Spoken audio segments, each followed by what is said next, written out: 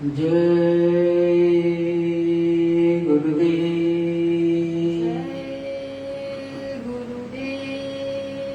जय गुरुदेव।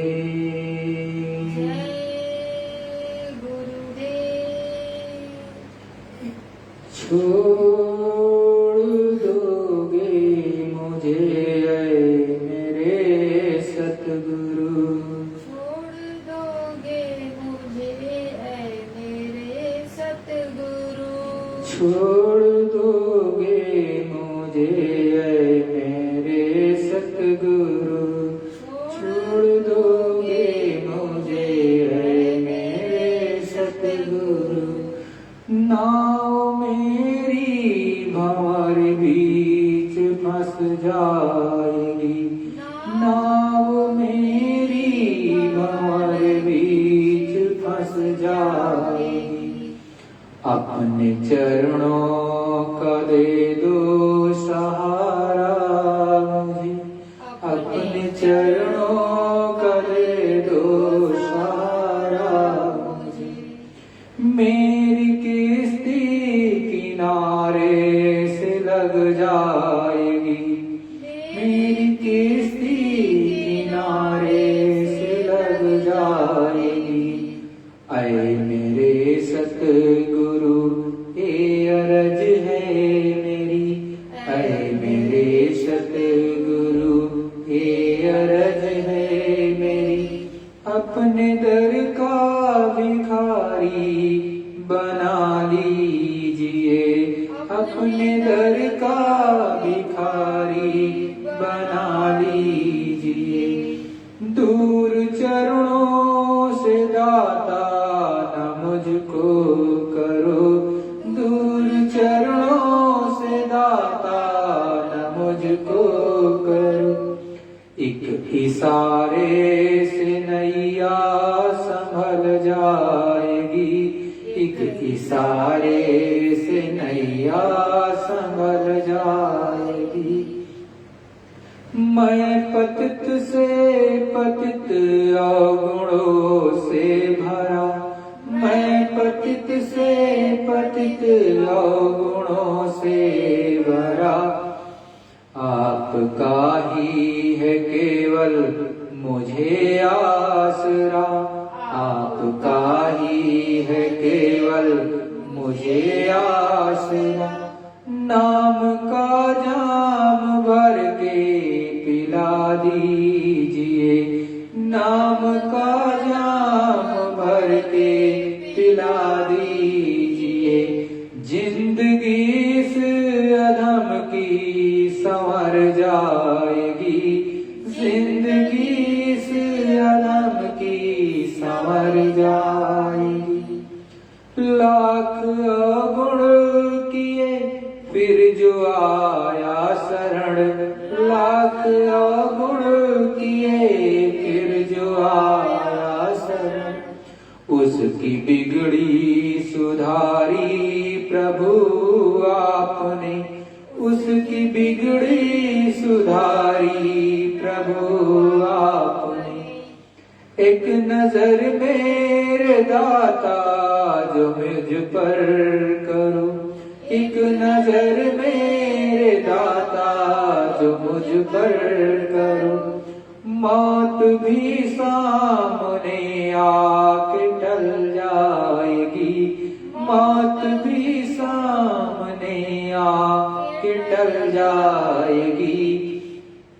छोड़ दोगे मुझे ऐ मेरे सतगुरु, छोड़ दोगे मुझे ऐ मेरे सतगुरु।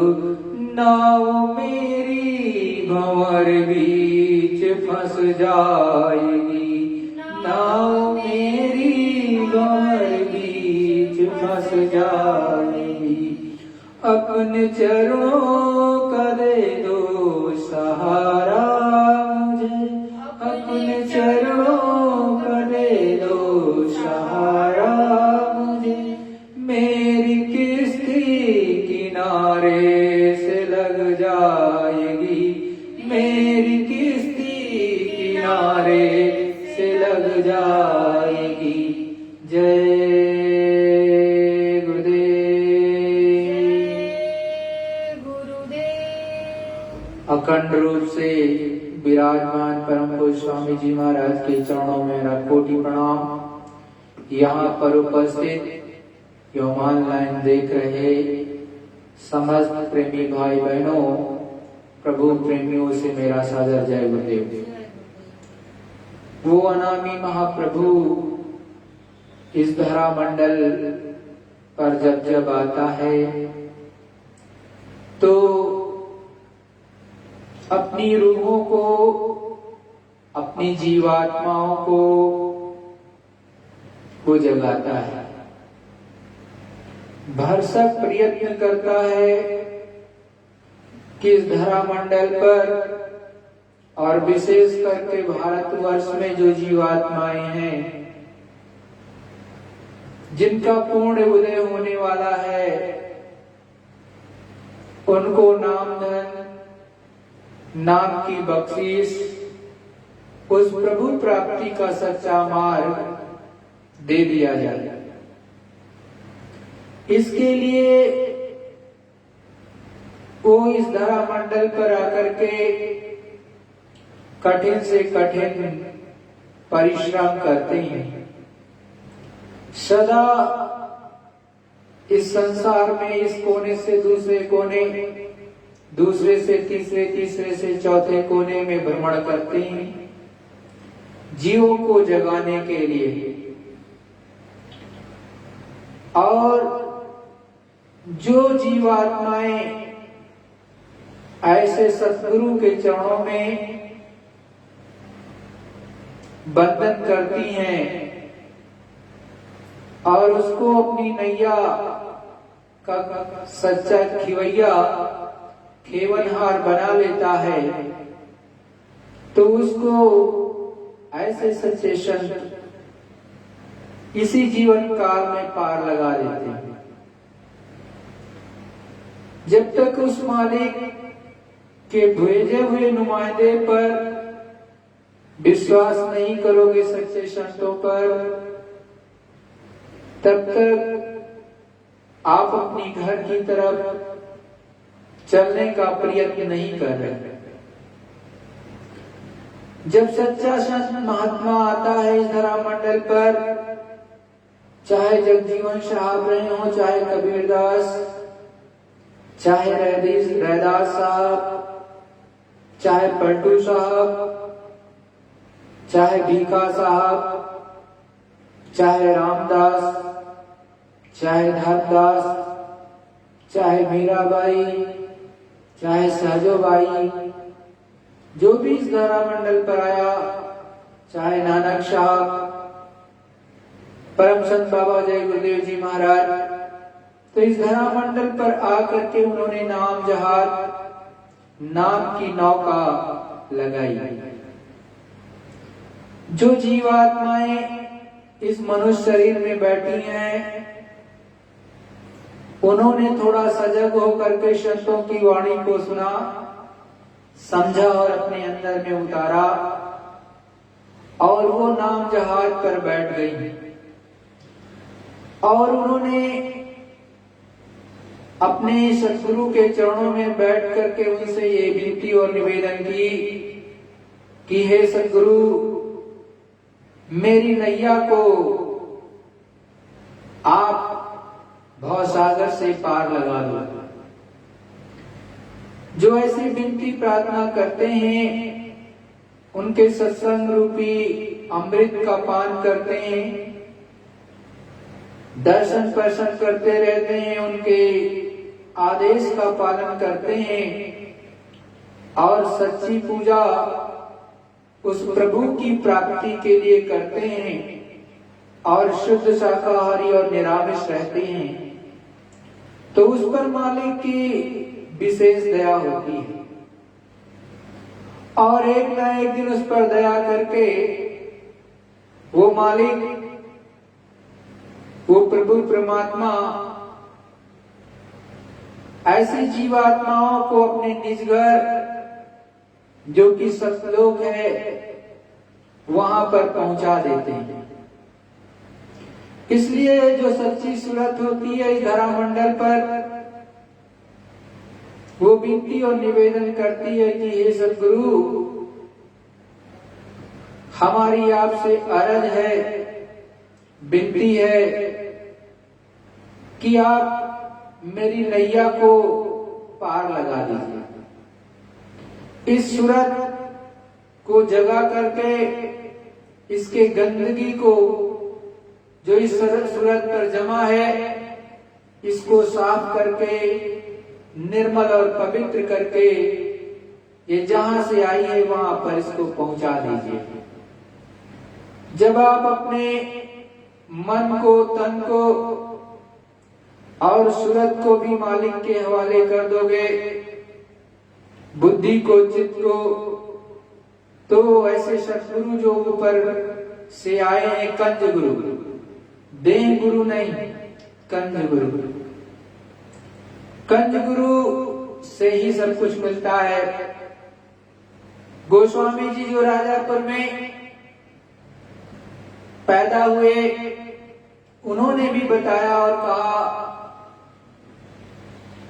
कि जो भी मुझे मिला उस प्रभु परमात्मा के पाने का रास्ता और जो मुझे प्राप्ति हुई है, ये सब कुछ कंज गुरु से मिला, देह गुरु से कुछ नहीं मिला।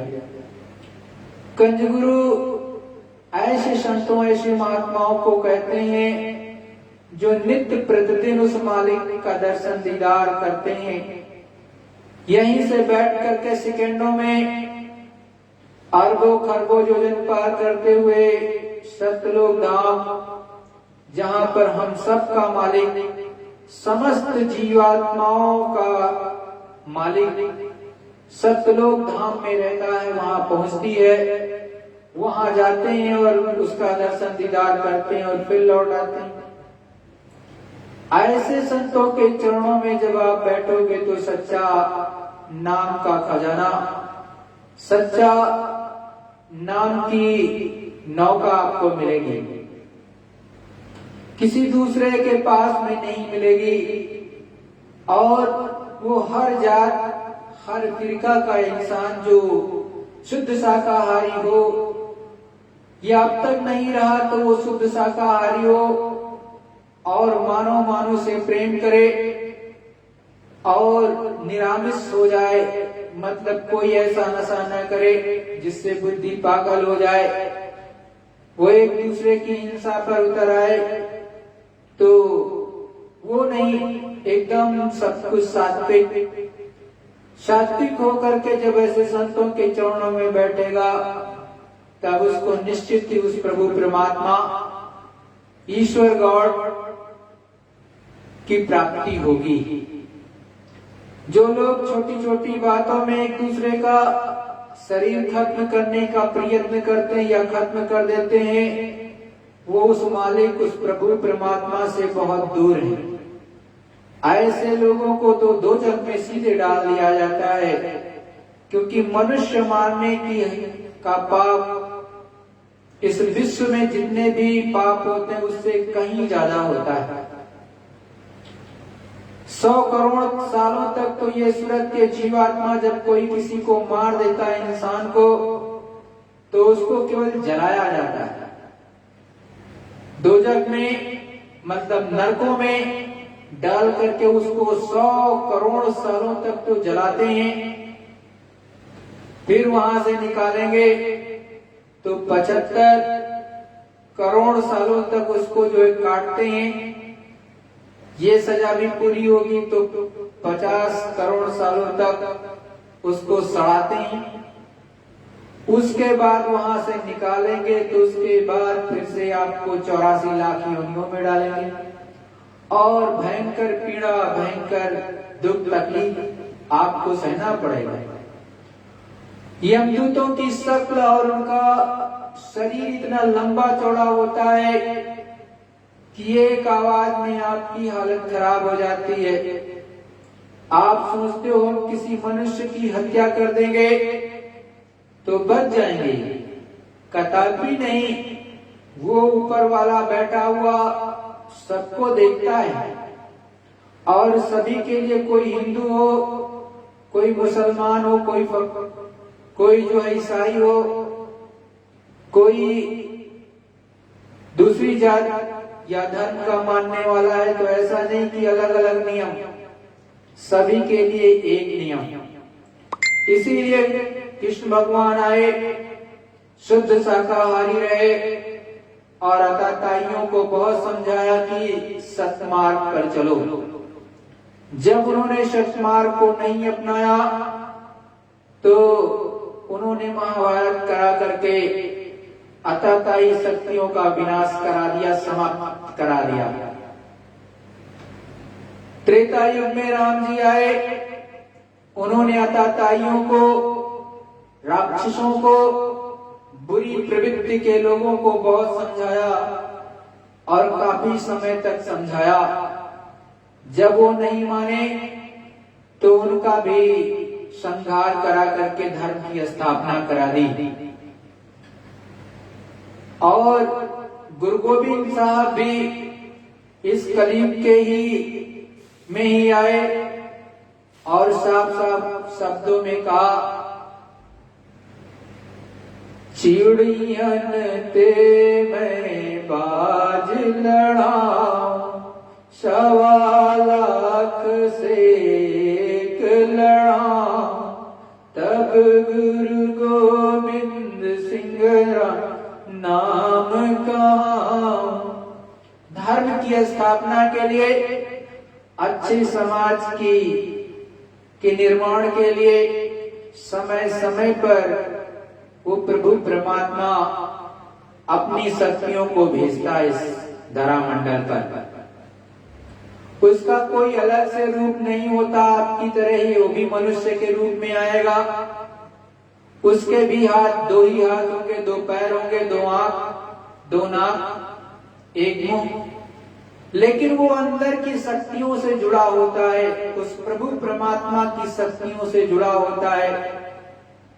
ऐसा नहीं कि इस संसार में जब आएंगे तो उनको दुख नहीं होगा, उनको पीड़ा नहीं होगी, उनको भी होती है, लेकिन उनकी जो शक्ति होती है, उनकी जीवात्मा जो होती है, पूर्ण रूप से जागृत और उस प्रभु परमात्मा से जुड़े होते हैं। लेकिन वो अवतारिक शक्तियां होती हैं, जैसे राम जी, जैसे कृष्ण भगवान, और उस समय पर अनेक ऋषि मुनि भी रहे, जैसे वेदव्यास जी। उन्होंने बहुत वर्ष पहले ही बता दिया कि देखो अब महाभारत होने जा रहा, क्योंकि कोई धर्म पर चलना नहीं चाहता, सभी अधर्म का रास्ता अपनाने लगे। और इसी तरह से कृष्ण भगवान ने खूब समझाया, लोग माने नहीं। तो जो वक्त के संत सदगुरु होते हैं, वक्त के ऋषि मुनि होते हैं, उन्हें बहुत कुछ पता और उनकी दिव्य दृष्टि, ज्ञान चक्षु खुला होता है, वो आगाह तो करते ही रहते हैं। कलयुग में कलयुग जाएगा, कलयुग में सतयुग आएगा, ऐसा अनेक महात्माओं ने, परम संत बाबा गुरुदेव जी महाराज ने भी ये भविष्यवाणी की कि कलयुग में कलयुग जाएगा और कलयुग में कुछ हजार वर्षों के लिए, 5000 वर्षों के लिए सतयुग की स्थापना पुनः होगी। अपने सूरदास जी महाराज ने भी ये कहा है आज से 450 साल पहले कि यहाँ पर सुख की दशा फिरेगी और पुनः जो है सतयुग की स्थापना होगी। लेकिन उससे पहले कहा, उड़े विमान जावे अंबर में, ग्रह ग्रह युद्ध करे, मारुत दिस फेंके जग माही, पर जा बहुत मरे, काल ब्याल से वही बचेगा जो गुरु का ध्यान धरे, सूरदास होनी सो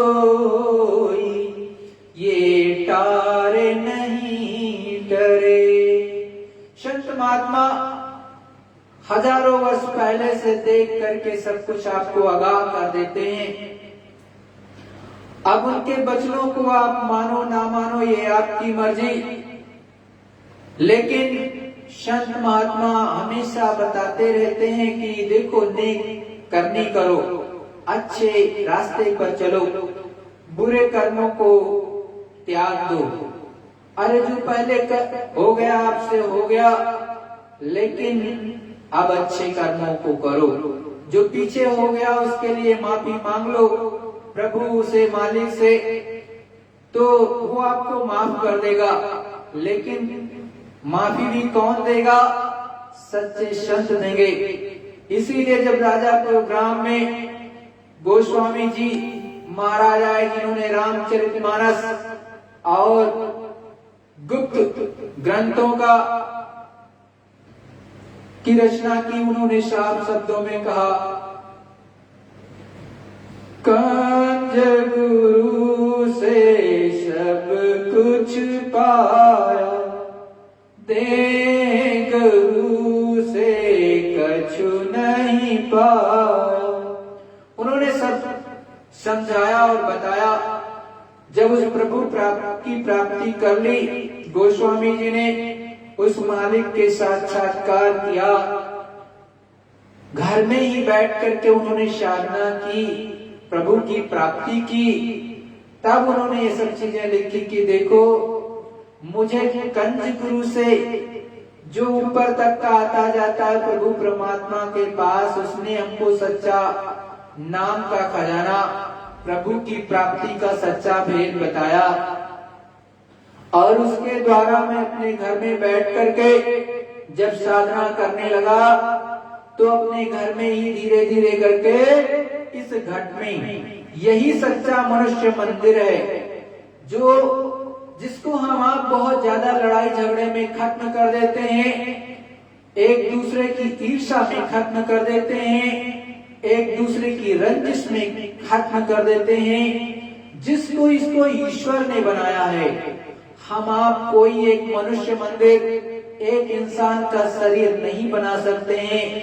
अगर एक इंसान का शरीर खत्म कर दिया तो उसको फिर से खड़ा नहीं कर सकते। दुनिया का कोई डॉक्टर फिर से, ना तो जालिम ना डॉक्टर। जालिम उसको कहते हैं जिसने मनुष्य शरीर को, मतलब ये उस प्रभु का बनाया हुआ सच्चा मंदिर जिसमें ये जीवात्मा बैठी है, मनुष्य के रूप में, चाहे स्त्री हो चाहे पुरुष हो, उसको आपने मार दिया, खत्म कर दिया, तो फिर से आप खड़ा नहीं कर सकते।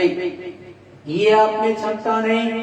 उसको जब आपने खत्म कर दिया, और जो है इसी तरह से उस खुदा ने जो जिस्मानी मस्जिद आपकी मनुष्य के रूप में बनाई, उसको खत्म कर दिया, तो इससे बड़ा पाप और कोई नहीं होता। ये दुनिया का सबसे बड़ा पाप होता है। इसलिए संतों महात्माओं ने हमेशा कहा कि जीवों पर रहम करो। फकीरों ने भी यही कहा है कि किसी को मारो नहीं, किसी को काटो नहीं। अगर आपके अंदर रहम नहीं, आप तो रहमान से कैसे मिल सकते हो? उस प्रभु से नहीं मिल सकते, खुदा से बहुत दूर हो गए, आपको तो सीधे दोजख में भेज दिया जाएगा। वो जो मालिक बैठा है वो सबका न्याय करता है, किसी एक का नहीं करता कि हम तो ये जो है दूसरे धर्म के हैं और तुम दूसरे धर्म के हो, तो अलग अलग न्याय होता है। अलग अलग नहीं होता। अरे तुम सूरज को चाहे सन कह लो और चाहे उसको सूर्य देवता कह लो, बात तो एक ही है। वो सूरज तो सूरज ही है। अलग अलग देशों में सूरज के अलग अलग नाम। तो इसी तरह से न्यायाधीश जो बैठा है, धर्मराज और धर्मराय, वो तो एक ही हैं। उन्हीं के दरबार में आपकी पेशी होगी, चाहे आप हिंदू हो, चाहे मुसलमान हो, चाहे सिख हो, चाहे ईसाई हो। विश्व के किसी भी इंसान की जब मृत्यु होगी, उसका शरीर छूटेगा, तो वहीं पर उसकी जो है पेशी होती है, यमदूतों के द्वारा कराई जाती है। वहीं पर आपका हिसाब होगा। सेकंडों में आपको दोजख में या कहां पर भेजना है, तुरंत भेज दिया जाता है। मार ऊपर से भी पड़ती है। और आप जब सच्चे संतों के दरबार में बैठोगे तो आपको सत्य और अहिंसा का पाठ ही पढ़ाएंगे। इसी मनुष्य मंदिर में बैठ करके उस प्रभु परमात्मा से मिलने का सच्चा रास्ता बताएंगे। जिस तरह से रामकृष्ण हंस से जब स्वामी विवेकानंद जी मिले तो वो पढ़े लिखे थे, बड़े प्रेम से पूछा कि क्या आपने उस परमात्मा को, प्रभु को देखा है? तो रामकृष्ण परमहंस जी ने मुस्कुरा करके बड़े ही मंद मंद मुस्कुराते हुए कहा, हाँ मैंने देखा है। जैसे मैंने तुमको देख रहा हूँ, इससे भी साफ और उज्जवल रूप में मैं उस प्रभु परमात्मा को देख रहा हूँ। तो स्वामी विवेकानंद जी ने कहा कि क्या हमें भी दर्शन करा सकते हैं उस परमात्मा के, उसका रूप का दर्शन हमें भी कराइए। तो कहा वहीं पर एक मंदिर था और उसी मंदिर में कहा यहीं पर बैठ जाओ ध्यान अवस्था में। और फिर जिस तरह से कहा उस तरह से उन्होंने साधना 2 मिनट, 5 मिनट, 10 मिनट मुश्किल से उनको बिठाया। आधे घंटे, 1 घंटे इतना बहुत होता है। अगर सच्चा संत है तो विशेष दया दे करके अपनी ताकत और क्षमता को तुरंत उनकी दिव्य दृष्टि को खोल दिया और ऊपर में उन्होंने देखा कि कोई ऐसी शक्ति, परम शक्ति है जो कि अंड खंड ब्रह्मांड को चला रही है। और जब उन्होंने आंख खोली, ध्यान से उठे, तब रामकृष्ण परमहंस जी ने पूछा कि बच्चों ये बताओ आपने कुछ देखा जो अंदर में? तो कहा हाँ महाराज, मैंने जो ऐसी शक्ति को देखा जो इस समस्त जगत को चला रही है, इस समस्त सृष्टि को चला रही है। तो अपने इस धरामंडल पर, अपनी इस देवभूमि पर, अपनी इस भारत भूमि पर, अपने इस कर्म भूमि पर तो ऐसी ऐसी महान शक्तियां हमेशा रहती हैं और आज भी विद्यमान है। कोई परम संत बाबा जय गुरुदेव जी महाराज ने बहुत पहले कहा कि देखो इस कोई माई का लाल कितना भी चाहे सारे विश्व के देश एक साथ भारतवर्ष पर आक्रमण आगे कर दें और आक्रमण भी कर देंगे तो कभी अब विदेशी ताकतों का इस पर शासन नहीं होगा। भारतवर्ष पराजित अब नहीं होगा। पहले कभी हो गया तो हो गया, वो संतों ने ही किसी को आशीर्वाद दिया था इसलिए हो गया। और कुछ गलतियां यहाँ के शासकों ने की थी उस समय, आज से लगभग 700-800 साल पहले, लेकिन अब ऐसे होने वाला नहीं, क्योंकि संतों और महात्माओं जो ऊपर से इस भारतवर्ष को विशेष तौर से सिरमौर के रूप में रखा है, क्योंकि जितनी भी ऊपर से महान शक्तियां आती हैं सब केवल भारतवर्ष में ही आती हैं। चाहे राम आए इस धरामंडल पे तो भारतवर्ष में, कृष्ण भगवान आए तो इस धरामंडल पर, अनेक ध्रुव आए तो इस धर्म भूमि पर, इस कर्म भूमि पर, और प्रहलाद जी आए तो इसी धर्म भूमि पर, इसी कर्म भूमि पर, महावीर जी आए तो भी इसी धर्म भूमि पर आए, अनेक संत आए तो वो भी इसी धर्म भूमि पर। भारतवर्ष की भूमि इतनी पवित्र और इतनी महान है कि आप सोच भी नहीं सकते। इसलिए कोई अताताई शक्ति यहाँ पर कभी भी जो है काबिज नहीं हो सकती। बहुत पहले परम संत बाबा जय गुरुदेव जी महाराज ने भविष्यवाणी करते हुए कहा था कि है मुसलमान भाइयों, आप इस बात को ध्यान रखना कि पाकिस्तान का ख्वाब मत देखो, क्योंकि ऊपर से जो नक्शा है प्रभु परमात्मा का, उसमें कहीं पर भी पाकिस्तान का कोई भी नामो निशान नहीं है। और आप यहाँ के रहने वाले हो, यहीं पर आप मिट्टी में पले और बड़े, यहीं पर खाते हो, तो उसका पाप कभी मत देखो।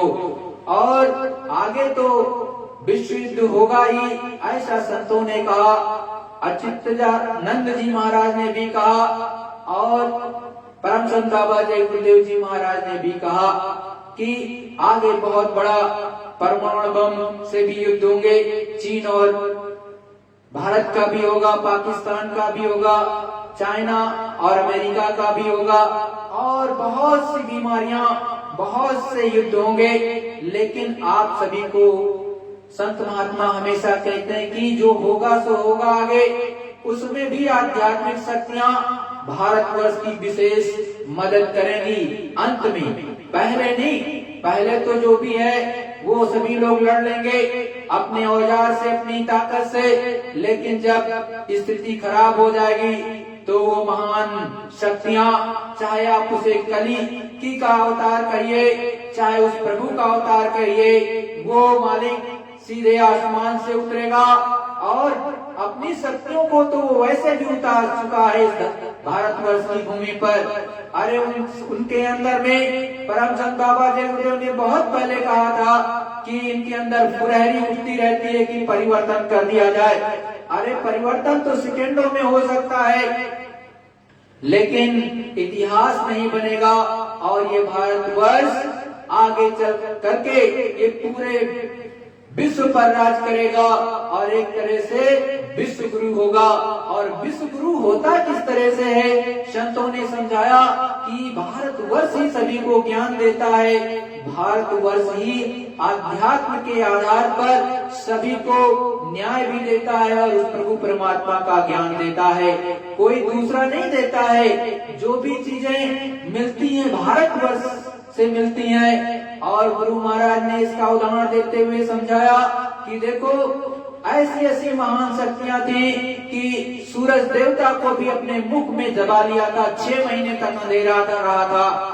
ये अपने हनुमान जी ने एक जैसे जलता हुआ गेंद को समझ करके अपने मुंह में 6 महीने तक सूर्य को निगल लिए थे और 6 महीने तक अंधकार रहा था। तो ये भारतवर्ष ऐसा है, ये भारतवर्ष है, ये प्रभु परमात्मा की ऐसी बनाई हुई धरती है कि यहाँ से सारा ज्ञान विश्व को दिया जाता है, सभी मानव जाति को दिया जाता है। तो कोई ये ना समझे कि भारतवर्ष का हम अनिष्ट कर ले जाएंगे, ऐसा संभव नहीं है। ये तो अध्यात्म की शक्तियां इतनी ज्यादा पारावार हैं कि वो सेकंडों में चाहे तो कितने भी परमाणु बम को निष्क्रिय कर दें, सेकंडों में चाहे तो परमचंद बाबा जय गुरुदेव जी महाराज ने बहुत पहले कहा कि जब विदेशों से परमाणु बम भारत पर मारे जाएंगे तो ऐसे महात्मा होंगे कि वो ऐसे अपने हाथों से इशारा करके जमीन पर परमाणु बम उतार देंगे, एक भी दगने वाले नहीं, इक्का दुक्का दगेंगे तो उनसे जो अंडा मांस मछली शराब खाने पीने वाले हैं उनका सफाया हो जाएगा। और आगे जब परमाणु बम जो है छोड़ा जाएगा तब भी विदेश वाले छोड़ेंगे तो भारतवर्ष का वो महात्मा ऐसी उल्टी आंधी चलाएगा कि सारे के सारे कीड़े पश्चिम की ओर चले जाएंगे और पाकिस्तान के लोगों का सफाया हो जाएगा। ये परमचंद बाबा जय गुरुदेव जी की महाराज की भविष्यवाणी है। आप 1972 से लेकर के आप 2012 तक की देख डालो, अनेकों भविष्यवाणियां हैं। और अपने सूरदास जी महाराज की अनेकों भविष्यवाणियां हैं। अपने यहाँ पर अच्युतानंद जी महाराज जो कि कटक उड़ीसा के रहने वाले हैं, अनेकों भविष्यवाणियां हैं। तो हर संत महात्मा ने आपको आगे का भविष्य का सार दिया है, एक तरह से उसके बारे में समझाया है कि क्या होने वाला है। तो लेकिन उससे पहले भजन तो कर लो, क्योंकि भजन ही रक्षा करता है आपके शरीर की और आपके जीवात्मा की। शरीर रक्षा भी मालिक की दया होगी तो हो जाएगा। और कभी कभी देखते हो बड़े बड़े भूकंप आते हैं, उसमें 2, 3, 4 दिन बाद भी आदमी निकल करके जिंदा आ जाते हैं मलबे से। कैसे आ जाते हैं? अरे इतनी बिल्डिंग 30 मंजिला, 40 मंजिला, 50 मंजिला आजकल बनी होती है और सीधे जो है भूकंप आया वहां पर बैठ गई, लेकिन उसमें से भी 1, 2, 3 लोग बच करके बाहर आ जाते हैं 3 दिन 4 दिन के बाद में। तो सोचो कोई तो बचाने वाला है, उसने कुछ अच्छे कर्म किए होंगे और उस मालिक की विशेष दया प्रभु परमात्मा की तब उसको जिंदा रखता है। वैसे ही परमचंद बाबा जय गुरुदेव जी महाराज ने साफ साफ कहा आगे बीमारियां, अनेकों बीमारियां आएंगी, गठरी बांध करके आएंगी। दूसरी बात कही कि अन्न की भारी कमी पड़ेगी, अन्न नहीं मिलेगा और उसी समय पर एक देश दूसरे पर आक्रमण कर देगा और खूब लड़ाइयां होंगी, बहुत जनहानि होगी। लेकिन बचाएगा कौन?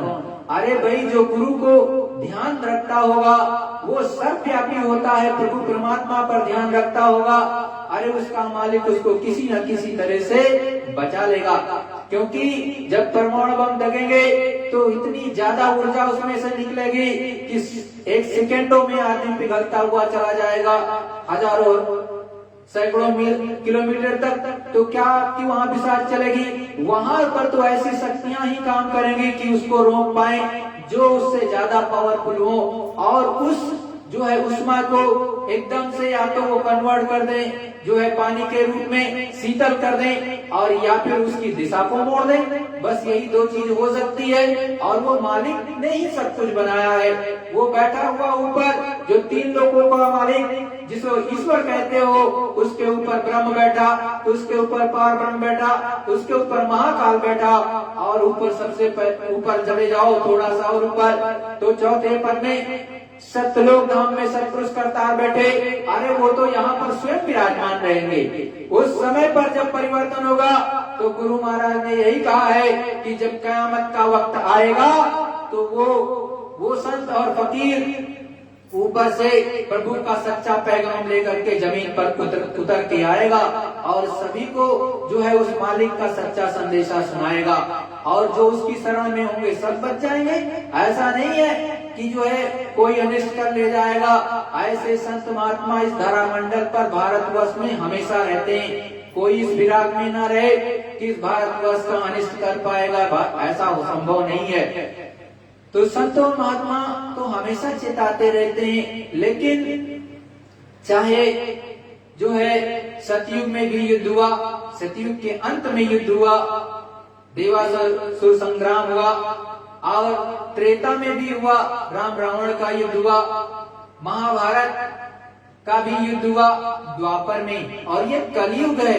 कलयुग जो कि 4,32,000 वर्ष का होता है। आप लोग कहोगे कि इतना ज्यादा समय होता है, इतनी जल्दी कैसे काम होने जा रहा? अरे भाई, जो पाप आपका जो है 4,32,000 वर्ष के अंत में पहुंच करके होना चाहिए, वो इस समय होने लगा। इसलिए संतों महात्माओं ने जब देखा और ऊपर की शक्तियों ने देखा, तब ये परिवर्तन का ताना बाना बुन दिया गया। अब तो ये उस मालिक के जो वक्त का सच्चा संत महात्मा इस धरा मंडल पर विराजमान परम संत बाबा जय गुरुदेव जी महाराज के रूप में, वो जब चाहें तब कर देंगे। लेकिन और कोई इनकी नकल करेगा तो होने वाला नहीं। लाख आप भविष्यवाणी करते रहो, सब कट जाएंगी। यही गुरु महाराज ने कहा कि देखो, आप भविष्यवाणी करोगे तो सब काट दी जाएंगी। और गुरु महाराज ने 1996 के आसपास साफ साफ कहा था कि देखो, चंडी देवता बाहर निकल चुका है। पहले विदेशों का धन खत्म कर देगा, बाद में भारत का भी धन खत्म कर देगा। और वो चंडी एक देवता है, वो ऐसा काम करेगा कि फिर सभी देश रोने लगे कि पैसा कहाँ चला गया, क्या पैसा कहाँ चला गया, हमारे पास तो बहुत था लेकिन कहाँ चला गया ये नहीं पता चलेगा। और फिर एक दूसरे, अब फिर क्या होगा, अनाज की कमी हो जाएगी, अन्न की। तभी गुरु महाराज ने कहा था कि आप एक दाने का टुकड़ा भी मत जो है खराब करना, और उसको नहीं तो आगे एक ऐसा समय आ रहा है कि नाली में भी एक रोटी का टुकड़ा गिरा होगा तो आपको इतनी भूख लगी होगी कि यही इच्छा होगी कि इसको निकाल करके मैं खा लूं। तो जब आपको अनाज नहीं मिलेगा तो कितनी ज्यादा आपको पीड़ा होगी। यहाँ पर एक दिन 2 दिन नहीं मिलता है तो आपका शरीर काम नहीं करता, 7-7 दिन खाना नहीं मिलेगा। उस समय पर संतों महात्माओं ने कहा था कि हम अपने बच्चों को तो पेड़ की पत्ती खिला करके जिला लेंगे, या ऐसी जड़ी बूटी बता देंगे जिसके को खाने के बाद, एक पत्ती खाने के बाद 7-7 दिन तक भूख नहीं लगेगी, आपका शरीर चलता रहेगा। ऐसा संतों के अंदर पावर और क्षमता होती है। लेकिन जिसको इसके बारे में पता नहीं, उसका क्या असर होगा। और उसी समय पर राष्ट्राध्यक्षों का जो विदेश में बैठे हैं, उनका दिमाग खराब हो जाएगा और एक दूसरे पर अटैक कर देंगे, और इस तरह से आगे चल करके परिवर्तन हो जाएगा। तो लेकिन आप सोचो कि जब परमाणु बम बना के रखे तो दिखाने के लिए थोड़ी ना रखे हैं, वो आज नहीं तो कल वो चलाएंगे जरूर, मिसाइलें चलेंगी। लेकिन संत महात्मा अभी जब तक रोके हुए हैं तब तक रुका हुआ है किसी तरह से। लेकिन संतों ने यही कहा, अपने गुरुमान ने यही कहा कि पहले बाहर होगा, बाद में यहाँ पर भी होगा। तो उसमें लेकिन अताताई शक्ति, जिनका मन मस्तिष्क विकृत हो चुका है, जो अंडा मांस मछली शराब खाते पीते, उनका अधिकतर सफाई हो जाएगी। लेकिन प्यारे भाई बहनों, हमेशा सत्मार्ग पर चलो, अच्छे मार्ग पर चलो और उस प्रभु परमात्मा की सच्ची पूजा करते रहो और जैसा संतों ने बताया है वैसा करते रहो। हर चीज पर निगाह रखो, अपनी माँ बहन बेटियों की भी आपको इज्जत की रक्षा करना है। ये नहीं कि कोई आए और आप कुछ भी बोल करके चला जाए। आपको हमेशा संगठित रहना चाहिए। हर सनातन भाई को, हर हिंदू को, हिंदू उसको कहते हैं जो अंडा मांस मछली ना खाए, शराब ना पिए और पूर्ण निरामिष हो, साथ साथ सच्चाई ईमानदारी पर रहे, उसको हिंदू कहते हैं पूर्ण रूप से। तो वो आपके अंदर होना चाहिए। जिस तरह से राम जी रहे, जिस तरह से कृष्ण भगवान रहे, तो उन्होंने रावण जैसे अताताई को साफ कर दिया और उसके पीछे ना जाने कितनी बड़ी शक्तियां रही हों, उनको भी साफ कर दिया। और जब द्वापर में 56 करोड़ उस समय यदुवंशी थे और न जाने कितनी बड़ी सेना, सबको साफ करा दिया। तो इस समय पर भी यही होगा।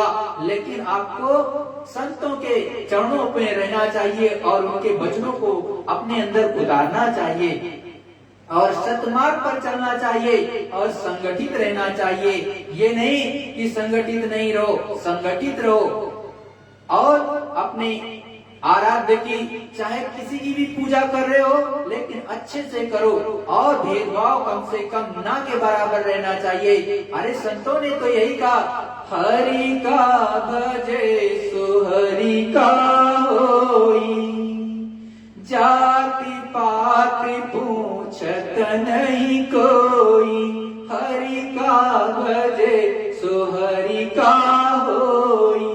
अरे वो मालिक किसी से जाति पाति नहीं पूछता है। जो भी सच्चे भाव से उस मालिक को प्रेम मोहब्बत के साथ याद करता है, विरह तड़प से वो मालिक बोलता है, वो ईश्वर, वो परमात्मा, वो प्रभु अपना बोलता है। ऐसा नहीं है कि नहीं दिखाई देता, सुनाई नहीं देता है। अरे ऐसे नहीं लिखा है कि गोस्वामी जी ने कि उन्होंने स्वयं कहा है, मूंदऊ नयन तृषित पुनि भयऊ, पुनि चितवत कोसल खुर गयऊ, मोहि बिलोकी राम मुस्काही, बिहसत तुरत गयो मुख माही। अरे गोस्वामी जी इसी 450 साल पहले आए, जिन्होंने रामचरितमानस को लिखा। उन्होंने साफ साफ लिखा है रामायण में कि मैंने यहीं पर बैठ करके साधना की राजापुर ग्राम में, जो कि चित्रकूट धाम से मात्र 10 कोस की दूरी पर है। और वहीं पर जमुना के किनारे, और फिर मेरी सूरज जीवात्मा चली गई ऊपर और मैंने ईश्वर के जो 3 लोगों के मालिक है उनके दर्शन किए। और फिर उन्होंने देख करके मुझको मुस्कुराए, तब आगे का रास्ता दिया, तब हम ऊपर चले गए। और फिर कहते उधर देख सब अंडज राया, देखूं बाहु ब्रह्मांड निकाया। उधर का मतलब पेट में नहीं, उधर चली गई, उस पार मतलब ईश्वर के ऊपर ब्रह्मांड की तरफ गई और वहां पर देखती है कि बहुत बड़ी रचना है। और इतनी रचना, उधर सारी की सारी रचना है। प्रति ब्रह्मांड राम अवतारा, रचना अधिक एक ते एका। और उधर जाकर के मैंने अनेक ब्रह्मांडों को देखा और हर ब्रह्मांड में एक राम जी वहां बैठे, मतलब वहां के एक राजा हैं, वो बैठे हुए हैं और एक से बड़ी अद्भुत बड़ी बड़ी रचनाएं वहां पर है। तो उन्होंने तो इसी कलयुग में प्राप्त किया है, आप भी प्राप्ति कर सकते हो अपने घर में ही बैठ करके। लेकिन ये मिलेगा किससे? जिसका गुरु कंद गुरु होगा, मतलब जिसकी दिव्य दृष्टि खुली हो, वो प्रतिदिन आता और जाता हो। केवल शरीर से ही नहीं कुछ होगा, शरीर से कुछ नहीं। अरे शरीर तो एक पोल है जिस पर वो मालिक की आजाद रोशनी बैठती है कुछ समय के लिए, आपको आराम दान देने के लिए, समझाने के लिए। लेकिन अगर वो सच्चा होगा तभी सूरज जीवात्मा चढ़ेगी और तभी आएगी और जाएगी और तभी वो मदद भी कर सकता है। नहीं तो डकोर संख्या की तरह से वो बोलेगा, देगा कुछ नहीं, क्योंकि उसके पास है ही नहीं है, वो खोखा है। खोखा कभी किसी को कुछ नहीं देता है, अगर सच्चा होगा तब देगा। इसीलिए गुरु महाराज ने समझाया कि अंधा गुरु बहरा चेला, होई नरक में ठेलम ठेला। ऐसा गुरु अगर मिल गया आपको जिसको दिखाई नहीं देता, मतलब जिसकी सूरत की जीवात्मा की आंख नहीं खुली, थर्ड आई शिने वो नहीं खुला है, तो क्या होगा कि दोनों बाद में गुरु और शिष्य नरक में पहुंच जाएंगे। क्योंकि अब शिष्य तो को कुछ वो तो सुनता नहीं कि कोई बात, क्योंकि वो अंदर में कुछ प्राप्त नहीं किया, और जो गुरु है उसको दिखाई देता नहीं, उसकी जीवात्मा खुली की आंख खुली ही नहीं, तो उसने प्रभु परमात्मा को तो प्राप्त नहीं किया। तो क्या किया, केवल धन को हर लिया। भाई धन को हर लिया तो और अनेक प्रकार की सेवाएं आपसे ले ली, धन की सेवा ले ली, तन की सेवा ले ली, आपसे जो है मन की सेवा ले ली, लेकिन आपका उद्धार नहीं हुआ। जब उद्धार नहीं होगा तो ऐसा गुरु ऐसा चेला दोनों नरक में पहुंच जाते हैं और वहां खूब लड़ाई होती है एक दूसरे से कि तुमने हमको ठग लिया, और तुमने ठग लिया तो एक दूसरे को मारती। तो इसीलिए रामायण में एक चीज ये चौपाई लिखी है और इसीलिए नहीं लिखी है। लेकिन जब सच्चे संत के चरणों में आप बैठोगे तो किसी चीज का धोखा नहीं होता है, वो तो बिठा करके सीधे चढ़ा देता है। सेकेंडों में सूरज जीवात्मा चढ़ती है, सेकेंडों में उतर आती है, सेकेंडों में तुम यहाँ का भी बहुत सी चीज देख सकते हो। यहीं बैठे बैठे देख लो कि बंगलौर में क्या हो रहा है, यहीं बैठे बैठे उस मालिक की दया हो जाए उत्तराखंड में क्या हो रहा जान सकते हो। यहीं से बैठे बैठे आप जो है मुंबई में क्या हो रहा है जान सकते हो, बंगलौर में क्या हो रहा आप जान सकते हो। लेकिन ये जिस तरह से वेद व्यास जी ने संजय जी को दिव्य दृष्टि प्राप्त प्रदान कर दी थी, वैसे ही सतगुरु आपको प्रदान कर देगा। थोड़ी सी मेहनत आपको करनी है, निमित्त मात्र। परमचंद बाबा जय गुरुदेव जी महाराज ने कहा कि आपको 5 मिनट, 10 मिनट, 15 मिनट, 20 मिनट, आधे घंटे, 1 घंटे, अरे कम से कम 1 घंटे इस सूरज जीवात्मा को जगाने के लिए देना चाहिए। अपने ही घर में बैठ करके शांति में, बहुत ही शांति में बैठ करके उस प्रभु परमात्मा का सच्चा सुमिरन होता है, सच्चा ध्यान किया जाता है, सच्चा भजन किया जाता है। चिल्लाहट में नहीं मिलता, उसके लिए साधना का स्थान है। मंदिर अपने बने हैं, किस लिए बने हैं? वो साधना का स्थान बनाए गए हैं, जहाँ पर जाकर के घंटे को बजाते हो, टन से बजा देते हो। कभी सोचते हो कि घंटा किस लिए बजा रहे हैं? अरे उसमें ये दिया बत्ती जल रही है, कभी सोचते हो दिया बत्ती क्यों जलाते हैं? अरे भाई अपने महात्माओं ने, अपने संतों ने उसको इसलिए लगवाया कि वहां पर कुछ ऐसी अद्भुत चीज है ऊपर में, जो कि आप इसको जब किसी मंदिर में जाओगे तो देखोगे, बजाओगे तो कुछ समझोगे, लेकिन आप तो बजा लेते हो, पूछते ही नहीं किसी से। अरे खोजो। गुरु महाराज ने कहा आप अपने बच्चों को भी आपको बताना चाहिए कि संतों की खोज करें, महात्माओं की खोज करें, तब कुछ मिलेगा। जब तक संतों के चरणों में नहीं बैठेंगे, महात्माओं के चरणों में नहीं बैठेंगे, उनका सानिध्य नहीं प्राप्त करेंगे, उनकी संगति नहीं प्राप्त करेंगे, तो अच्छे विचार, अच्छे संस्कार, अच्छे अंतर आत्मा की, आध्यात्म की, आत्मा और परमात्मा का जो सच्चा विज्ञान है वो किसी यूनिवर्सिटी में नहीं पढ़ाया जाता है, किसी टेक्नोलॉजी सेंटर में नहीं पढ़ाया जाता है, किसी इंस्टीट्यूशन में नहीं पढ़ाया जाता है। ये इंस्टीट्यूशन जो सच्चे संत होते हैं उनके चरणों में मिलता है, और वो कभी भी आपको गलत रास्ते को नहीं बताएंगे, वो हमेशा सत्य मार्ग को बताएंगे और आपको उस प्रभु को से मिला देंगे और इस दुनिया का भी सच्चा ज्ञान करा देंगे। वो संत महात्मा कभी आपका दुनिया नहीं छुड़ाते हैं, दुनिया को अच्छे से निभाना बता देंगे, समाज में रहना सिखा देंगे अच्छे और प्रेम और मोहब्बत से। क्योंकि समाज जितना शांत रहेगा, जितना प्रेम और मोहब्बत से रहेगा, जितनी प्रसन्नता से रहेगा, जितना लड़ाई झगड़े से मुक्त रहेगा, उतनी ही तो शांति में रहोगे, तभी तो सच्चा भजन कर पाओगे, तभी तो सच्ची पूजा कर पाओगे। और नहीं तो घर के बगल में आग लगी हो और आपकी जान पर जो है आफत बनी हो कि हमें कोई मार देगा, काट देगा, तो आप सच्ची पूजा कैसे कर पाओगे? आपका न मन रुकेगा न तन रुकेगा, आप भयभीत रहोगे, उस मालिक की भी सच्ची पूजा नहीं कर सकते हो।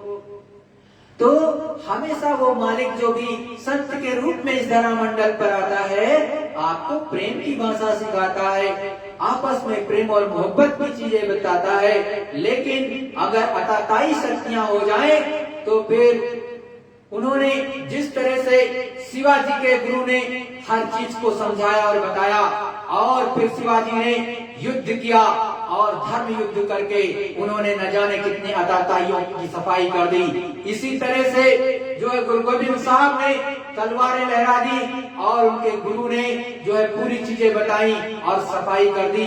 उसी तरह से इस धरा मंडल पर समय समय पर सच्चे संत अपनी सच्ची वाणियों के द्वारा और सच्ची चीजों को बता करके धर्म की स्थापना करा ही देते हैं, अताताइयों की मुक्ति करा देते हैं। क्योंकि वो तो कभी अपने हाथ में जो है या काल का काम नहीं करते। इसको काल और दयाल दो चीजें होती हैं, दो शक्तियां होती हैं। मतलब जो दयाल की शक्ति होती कभी मारने का काम नहीं करती है, जो काल की शक्ति आती है उनके माध्यम से करा देते हैं। जैसे आपने सुना कि जो कृष्ण भगवान आए, तो कृष्ण भगवान अवतारिक शक्ति के रूप में आए और उन्होंने पहले तो बहुत प्यार से समझाया, लेकिन कोई जल्दी माना नहीं। जब नहीं माना, एक बार, दो बार, तीन बार प्रयास किया, उसके बाद में क्या किया? उसके बाद में युद्ध करा के सबको समाप्त कर दिया। लेकिन उनके जो आध्यात्मिक गुरु थे वो दुर्वासा जी थे। दुर्वासा ऋषि लड़ाई के मैदान में कभी नहीं गए, लेकिन सारी शक्ति पावर उन्होंने कृष्ण भगवान को दे दी पीछे से, ये लो बच्चू। और उनको के घर में जाकर के, क्योंकि वो आगे सारथी बनने वाले थे, तो उससे पहले जाकर के जो है कृष्ण भगवान के घर में एकदम सुबह सुबह पहुंचे और कहा मुझे बड़ी तेज भूख लगी है, जल्दी खाना दो, नहीं तो फिर हम जो है गुस्सा हो जाएंगे, क्रोध हमको आ जाएगा। अब क्या करते उस समय पर रुक्मिणी जी रसोई में गई, तो केवल क्या था, दूध तो उबल रहा था, तो देखा इतनी जल्दी क्या बन सकता है जो इनको खाना खिला दे, कह रहे हैं भूख लगी है। तो उन्होंने क्या किया, तंदुल थे, थोड़े से तंदुल जल्दी से डाल दिया दूध में और थोड़ी सी उस समय के अनुसार शक्कर डाल दी और जल्दी से बन करके खीर तैयार हो गई। तस्मई बन के तैयार हो गई जल्दी से, जैसे बन गई वो फिर चिल्लाए दुर्वासा ऋषि कि हमको जल्दी से भूख लगी, खाना दो। अब रुक्मिणी जी जो है तुरंत जो है उसको उठाई, उस समय पर जो भी पात्र में बना रही थी और पात्र लेकर के बाहर आई, और जब पात्र को देखा तो कहा यही रखो जल्दी से। जैसे जल्दी से रख दिया तो कृष्ण भगवान से कहा ऐसा करो जल्दी से इसको उठा लो जल्दी से। तो कहा क्या करें महाराज, कहा इसको अपने ऊपर डाल लो। अरे अब तो बड़ी आफत आई, रुक्मिणी जी के तो हालत खराब हो गए। और कृष्ण भगवान अब क्या करते, गुरु का आदेश था, क्योंकि आध्यात्मिक गुरु वही थे उनके। संदीपन गुरु ने तो राजनीति और संसार का ज्ञान दिया, लेकिन आध्यात्मिक ज्ञान जो है दुर्वासा ऋषि ने जो है कृष्ण भगवान को दिया है। तो कृष्ण भगवान का आदेश था, उनके गुरु का आदेश था, उन्होंने जल्दी से वो जलती हुई खीर को कहा उठा लिया, उसके बाद कहा अपने ऊपर डाल लो। उन्होंने अपने ऊपर सर पर से नीचे तक डाल लिया। अब रुक्मिणी जी ने तो ये सोचा कि अब तो बड़ा आफत आई, अब हमारे कृष्ण भगवान जो है नहीं रहेंगे, इन्होंने कैसा आदेश दे दिया।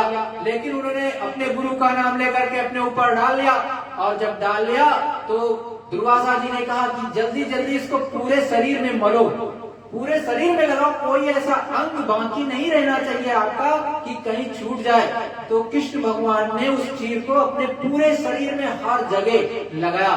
तो बाद में फिर से दुर्वासा ऋषि ने पूछा कि कृष्ण तुमने सब कहीं लगा लिया बच्चू? तो कृष्ण भगवान ने कहा हाँ लगा लिया मैंने। कहा फिर से देख लो? तो कहा हाँ मैंने लगा लिया। जब दोबारा उन्होंने पूछा फिर से कह दिया कि लगा लिया। तो कहा बच्चू तुमने एक गलती कर दी। कहा क्या? कहा कि आपने अपने तलवे में नहीं लगाया।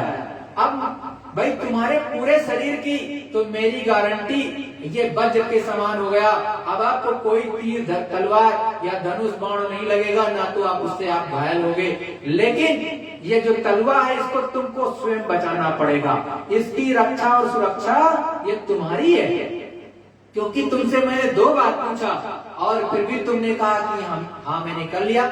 अरे भाई, तो गुरु कितना दूरदर्शी कि कहां पर युद्ध होने जा रहा महाभारत का, उससे पहले आकर के अपने शिष्य की, जो कि उस समय के दूसरे धाम के मालिक, इनको उतार के लाया गया था परिवर्तन कराने के लिए, उनके शरीर को वज्र बनाया।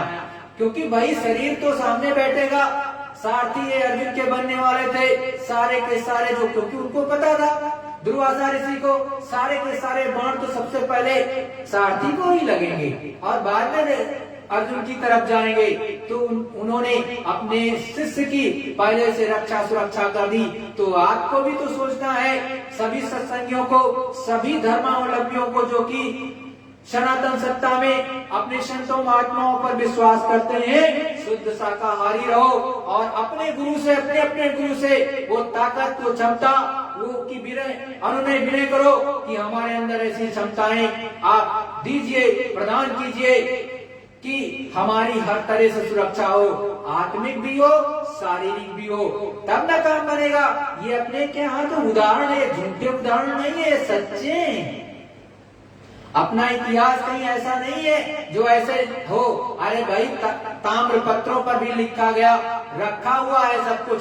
आज भी उड़ीसा के में जाओ तो वहां पर ताम्र पत्रों पर जो अच्युतानंद जी महाराज ने जो है बताया है, ताड़ के पत्रों पर या ताम्र पत्रों पर जो भी उपलब्ध था उस समय उस पर लिख दिया। आज भी रखे, ऐसे हर चीज की रखी हुई है लिपियों के रूप में। तो आपको तो समझना पड़ेगा, अपने ही ज्ञान को आप खोदना नहीं चाहते हो। अरे भाई, खोदोगे तो पाओगे। संतों ने कहा, भाव सहित जो खोदे प्राणी, पाऊ भक्ति मम सब सुख खानी।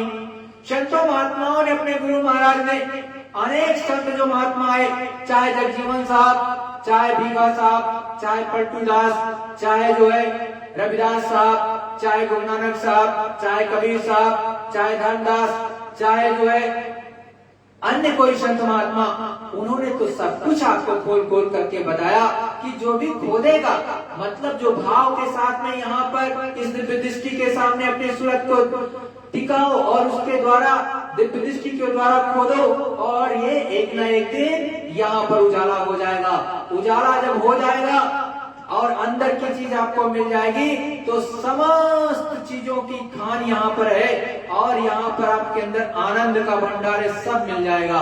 कल क्या होने जा रहा, 10 साल बाद क्या होने जा रहा, 1000 साल बाद क्या होने क्या जा रहा, ये भी पता चल जाएगा। और बहुत सी चीज तो गुरु महाराज स्वयं आके बता देते, 2 दिन पहले, 10 दिन पहले, 20 दिन पहले, 1 साल पहले, 10 साल पहले ही बता देते कि ये बच्चों ये होगा। लेकिन आप उस लायक बनोगे तब ना। अगर आप उस लायक बनोगे ही नहीं प्रेमी भाई बहनों, तो क्या गुरु महाराज बता देंगे। जैसे एक कटोरा हो और वो कसेला हो, कसेला का मतलब उसमें नींबू हो लगा हो या बहुत गंदा हो, उसमें दूध रखोगे तो फट जाएगा, रहेगा थोड़ी ना, सही नहीं रहेगा। अगर उसको साफ करके एकदम से चमाचम रख लो, तो उसमें दूध रख लो चाहे अमृत रख लो, वो एकदम वैसे बना रहेगा। अरे गुरु की दया पाने के लिए इस घट को साफ करो, इस घट के घाट पर बैठ करके इसको साफ करो। जब ये निर्मल हो जाएगा, चमचम हो जाएगा, तो प्रभु परमात्मा अपना ईश्वर और ईश्वर के ऊपर बैठा हुआ ब्रह्म, ब्रह्म के ऊपर पार ब्रह्म, पार ब्रह्म के ऊपर महाकाल, महाकाल के ऊपर सत्पुरुषकर्ता और उसके ऊपर अलग पुरुषकर्ता और उसके ऊपर अगम पुरुषकर्ता, उसके ऊपर अनाम पुरुषकर्ता। अनाम पुरुषकर्ता कोई दूसरा नहीं है, यही परमतन बाबा गुरुदेव जी महाराज है। जाकर के कभी जब आप ऊपर की में सूरत आपकी चढ़ेगी, जीवात्मा चढ़ेगी, तो देखना कौन बैठा है, कौन मिलता है आपसे, तब आपको पता लगेगा। ऐसे नहीं, आप तो प्रेमी के साथ बैठते ही नहीं। गुरु महाराज ने ही कहा है, मैं नहीं कह रहा, गुरु महाराज ने कहा जब तक प्रेमी के साथ नहीं बैठोगे आप गुरु के बारे में नहीं जान पाओगे, क्योंकि आपकी सूरत जीवात्मा तो चढ़ती नहीं, जिसकी चढ़ती होगी वो आपको कुछ बताएगा, जिसकी चढ़ती नहीं तो वो क्या बताएगा, उसको तो कुछ मालूम ही नहीं। तो उसके साथ बैठो, जिसको ऊपर चलता हो तो कुछ कुछ आपको बताएगा और वही गुरु भक्ति दृढ़ कराएगा, दूसरा कोई नहीं करा सकता है। प्रेमी भाई बहनों, तो इन चीजों को अपने अंदर उतारो। ऐसा नहीं है कि हमने आपको ये चीजें बताई तो हमको नहीं उतारना है, हमको भी उतारना है, आपको भी उतारना है। और देखो गुरु महाराज ने कहा कि कोई अपना पैर न छुआए, हमेशा गुरु को समर्पित होना चाहिए। और गुरु महाराज ने कहा, परमचंद बाबा जी ने कहा कि आप हमको देखो, मैं आपको देखूं, बीच वाले को मत देखना, नहीं गिर जाओगे। तो हमेशा अपने गुरु के सहारे रहो, आधारे रहो और लग के भजन ध्यान सुमिरन करो। आज भी सब मिलता है और देने वाले केवल परमचंद बाबा जय गुरुदेव, कोई दूसरा नहीं। गुरु महाराज ने स्वयं कहा, जय गुरुदेव नाम बोलोगे तो मैं मिलूंगा। परमचंद बाबा जय गुरुदेव जी महाराज स्वरूप देख लो, इन्होंने कहा मैं मिलूंगा, दूसरा कोई मिलने के लिए नहीं आता। आपको सोचना चाहिए कि कितने गुरु भाई बहनों का शरीर छूटा तो गुरु महाराज ही लेने के लिए आए, कोई दूसरा आया आज तक का क्या? आपको कोई बता के गया? मैं आपको एक कईयों एग्जाम्पल के रूप में बता दूंगा, मिला दूंगा कि उनके बड़े बूढ़ों ने बता करके गए कि गुरु महाराज देखो आ गए, अब मेरा समय पूरा हो गया, मैं जा रहा गुरु महाराज के साथ। तो कोई दूसरा महाराज नहीं आता, यही आते हैं, क्योंकि जय गुरुदेव नाम परमचंद बाबा जय गुरुदेव जी ने जगाया, किसी दूसरे ने नहीं। और इन्होंने, इनकी उसमें ताकत और पावर है, किसी दूसरे की नहीं। तो दूसरे के वो केवल गाल बजा सकता है कि, या उसका साथी जो साथ साथ चलता है कि हम करेंगे, वो कुछ नहीं करेगा, करेंगे ये। तो इनके चरणों में बैठोगे सब मिलेगा, और नहीं बैठोगे तो तुम जानो, तुम्हारा काम जाने। क्योंकि 2012 से लेकर के अब तक 13 साल तो हो ही गया और आगे भी यही आएंगे। ऊपर उस आसमान से जो बताए कि मैं ही आऊंगा, कोई दूसरा नहीं आने वाला। अरे विश्वास रखोगे तब न पता चलेगा। अरे ये शरीर ऊपर से आ सकते हैं, ये क्या नहीं कर सकते। इनकी अगर मौज हो जाए तो कहीं कुछ भी कर दे, इनको क्या लगता है। गुरु महाराज ने कहा कि जब चौथा महायज्ञ होगा तो उसमें 10 करोड़ नर नारी रहेंगे, चाहे जमीन से आए चाहे आसमान से आए। अरे जो ऐसा कहता हो कि ऐसा होगा और 10 महीने पहले उसकी सूचना मैं दूंगा, तो कोई दूसरा देगा क्या? अरे जो 10 करोड़ को बुलाएगा तो स्वयं भी तो उपस्थित रहेगा। दूसरे किसी के माई के लाल में डर नहीं है। तो अपने गुरु पर भरोसा रखो और वक्त से काम होता चला जाएगा।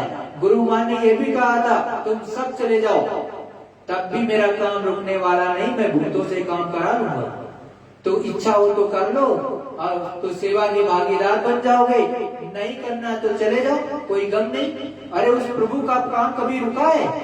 अरे श्री रामचंद्र जी आए और इस धरा मंडल पर बैठे, अयोध्या नगरी में उनका जन्म हुआ, लेकिन कुछ समय पश्चात ही उन्होंने, विश्वामित्र जी ने उनको दान में मांग लिया और उसके बाद में वो चले गए जंगलों में। खाक छानने जैसे शादी हुई वैसे ही उनका विवाह होते ही जो है उनका एक तरह से उनको वनवास मिल गया। और तो वो जाकर के वहां पर भयंकर युद्ध हुआ। तो कोई वो अपने साथ सेना लेकर के गए थे? किसी को नहीं लेकर के गए थे। 2 भाई और उनकी धर्मपत्नी सीता माता के रूप में वो गई। केवल 3 लोग यहाँ से गए और सारी की सारी सेना तो वहाँ नल नील अंगद और जामुन और जो है अनेकों कोलभीर, वहां पर तो उनको बीच में रास्ते मिले, जंगलों में, पहाड़ों पर। तो वो संत महात्मा है, वो फकीर है, वो कैसे काम करेंगे ये आपकी बुद्धि में आने वाला नहीं। इसीलिए गुरु महाराज ने कहा, मेरे कमर में चाहे बंद करके आप 24 घंटे लटक जाओ, लेकिन मेरी खोपड़ी में क्या है ये आपको पता नहीं चलेगा। संत महात्मा को आप नहीं जान सकते हो और उनको अपना बना सकते हो तो प्रेम से। अगर प्रेम आपके अंदर हो तो रिझा लो, कुछ भी पूछ लो और कुछ भी बता देंगे, लेकिन सब कुछ नहीं बता देते हो। अपनी चीज अपने पास रखते हैं, उतना ही आपको देते हैं जितने में आप उल्टी ना करो, हजम हो जाए, डाइजेस्ट हो जाए, इतना ही देते हैं। और अगर हजम अच्छे से करने लगो तो ज्यादा से ज्यादा दे देंगे। अरे इनको देने में देर नहीं है, ये तो सेकंडों में ऊपर का फाटक खोल देते, यहीं से बैठे बैठे आपको सब दिखा देंगे। ऐसी मौज इनकी रहती है, लेकिन आप करते हो नहीं, गाल बजा लेते हो। गाल बजाने से कुछ नहीं होगा, और आप उनके पास भागते हो जिनके पास कुछ नहीं, खोखा है खोखा। अरे मालिक के पास में सब कुछ है। इन परमचंद बाबा जय गुरुदेव के चरणों में बैठो, सब मिलेगा। और इधर उधर भटकते हो तो भटकते रहो, कुछ नहीं मिलेगा। जय गुरुदेव। प्रेमी भाई बहनों, एक प्रार्थना बोलेंगे, तत्पश्चात विश्व के किसी भी देश में, किसी भी कोने में आप हो गए, भारतवर्ष में है तो बहुत अच्छा, विदेश में भी बैठे हो तो वहां पर भी बैठ करके सुमिरन ध्यान भजन अवश्य करना। जो गुरु महाराज ने कहा है, जैसे भी हो सके चलते हुए बैठ करके। उस मालिक ने तो यहाँ तक कहा कि भजन करो आठों याम, आपको आठों याम करना है। मतलब उस मालिक का जो नाम आपको दिया है, जय गुरुदेव नाम, चलते हुए भी ले लो, खाना कभी बना रहे हो तो वहां भी ले लो, किचन में भी ले लो, और चल रहे हो तब भी ले लो, कोई दूसरा काम कर रहे हो तब भी लेते रहो। तो धीरे धीरे धीरे करके आपका वो आठों याम भजन चलने लगेगा। और गुरु माँ ने यहाँ तक आपको छूट दी, अगर समय नहीं मिलता है तो टट्टी में बैठ करके कर लो, लेट्रिन में बैठ के कर लो, संडास में बैठ करके कर लो। अगर इसमें भी आपको समय नहीं मिलता है उस प्रभु परमात्मा का सच्चा भजन करने के लिए, तो चुल्लू भर पानी में डूब के मर जाओ, फिर क्या कर सकते हो। अरे जिसके लिए उस प्रभु परमात्मा ने मनुष्य शरीर दिया कि उस प्रभु को प्राप्त कर लो, वही नहीं कर सकते हो तो क्या कर सकते हो, क्योंकि मौत तो तुम्हारा पीछा कर ही रही है। अरे जैसे सांसों की पूंजी खत्म, चाहे आप जितनी अच्छी बिल्डिंग में रहोगे, चाहे आपने बनवाई हो चाहे दूसरे ने, चाहे सड़क पर रहो, ये धड़ाम से गिरेगा, कहोगे हार्ट अटैक हो गया। हार्ट अटैक नहीं हुआ, जबरदस्ती जीवात्मा को निकाल लिया है। किसने? यमदूतों ने। इसलिए आपको लगता है हार्ट अटैक हुआ, हार्ट अटैक नहीं हुआ। वो तो सेकंडों में निकाल लेंगे, जहां पर चल रही होगी जीवात्मा, चाहे खड़ा होगा, चाहे बैठा होगा, चाहे लेटा होगा, तुरंत निकाल लेती है। तो आपको लगेगा कि इसको ऐसा होगा, तो उससे पहले अपना काम कर लो, ये संत महात्मा बताते हैं। तो प्रेमी भाई बहनों, सुमिरन ध्यान भजन सब लोग अपनी अपनी जगह पे जरूर बैठ के करना। जय गुरुदेव। गुरु का ध्यान कर प्यारे, गुरु का ध्यान कर प्यारे, बिना इसके नहीं छूटना, बिना इसके नहीं छूटना। नाम के में रंग जा, नाम के रंग में रंग जा, मिले तो ही धाम निज अपना, मिले तो ही धाम निज अपना। गुरु की शरण को दृढ़ कर ले,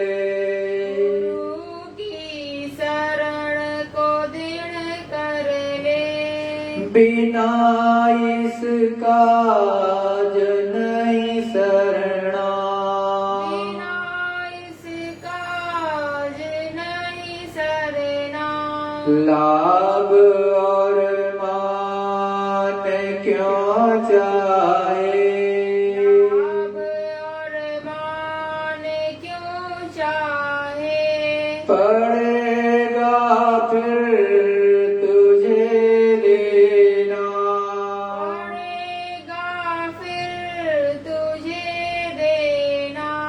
करम जो जो करेगा तू, करम जो जो करेगा तू, वही फिर भोग ना भरना, वही फिर भोग ना भरना। जगत के जाल से जगत के जाल से ज्यों त्यों, हटो मर्दानगी कर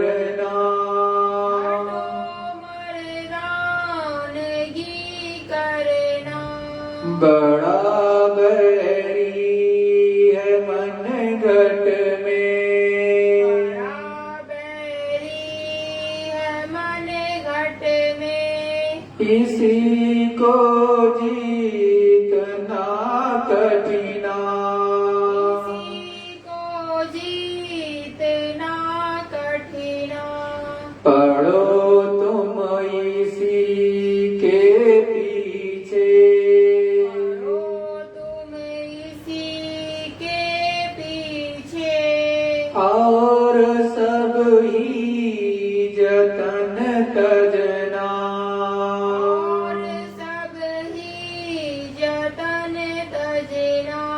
जिन्होंने मार मन डाला, जिन्होंने मार मन डाला।